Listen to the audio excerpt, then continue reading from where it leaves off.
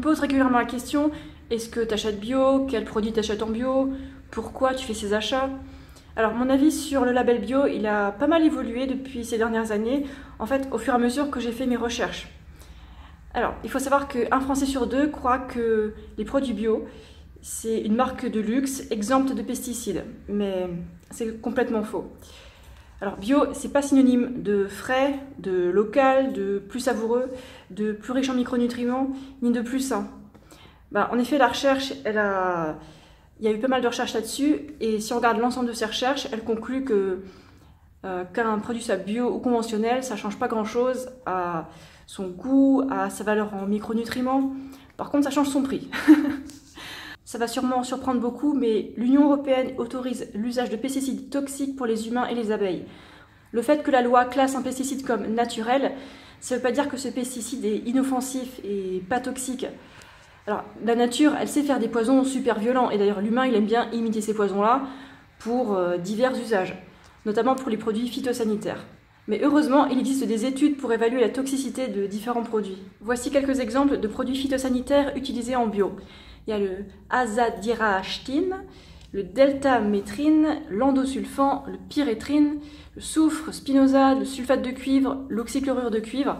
Et vous pouvez consulter les fiches techniques de santé-sécurité de ces produits-là et comparer les divers produits phytosanitaires bio et conventionnels. Et ce qui se passe souvent, c'est que le produit bio, il est plus nocif pour la vie aquatique, les humains, les abeilles, tout ça, que le produit conventionnel, et il nécessite d'être aspergé en quantité supérieure, et du coup on n'y gagne pas trop, quoi. Alors il y aurait plusieurs choses à reprocher au cahier des charges bio, mais je vais pas le faire dans cette vidéo là. Je pense que vous pouvez aller voir directement des articles hyper fondés avec des sources à l'appui, des articles bien étoffés. Là, je ne vais pas vous faire une paraphrase de tout ça, mais en gros, moi j'ai fait mes recherches et je peux vous dire que je n'ai pas l'intérêt d'acheter des produits en bio. Sauf si c'est des produits que je ne trouve pas dans d'autres magasins. Par exemple, le sucre de coco, la caroube en poudre, des trucs comme ça, quoi. Et là, je vais sûrement vous apprendre quelque chose encore, c'est que 99,99% des pesticides que nous les humains on mange, en fait ils sont d'origine naturelle. C'est la plante qu'on mange qui les produit.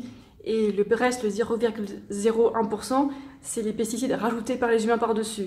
Donc pourquoi s'inquiéter des pesticides à rajouter alors qu'en fait la plante elle en produit déjà? Oui, les plantes elles produisent des pesticides naturellement pour se protéger contre les insectes, les champignons, les parasites. Alors il faut aussi savoir que la viande bio contient autant de substances cancérigènes que la viande conventionnelle. Alors que faire pour consommer plus sain en préservant l'environnement? Ce qui compte, c'est le type de produit qu'on achète. C'est pas son label bio ou conventionnel. Regardez ce qui a été prouvé scientifiquement. Plus une alimentation est riche en plantes, et plus elle favorise la santé, et moins elle accapare de surface agricole. Pour en savoir plus, je vous suggère de regarder les documentaires La santé dans l'assiette, What's the Health et Cowspiracy. Enfin bref, le dossier bio il est assez accablant. Faites vos recherches, c'est super important. Ne vous faites pas un avis sur des a priori. Faites vraiment vos recherches et regardez ce qui a été prouvé, super important. Et je vous souhaite de faire de bonnes économies.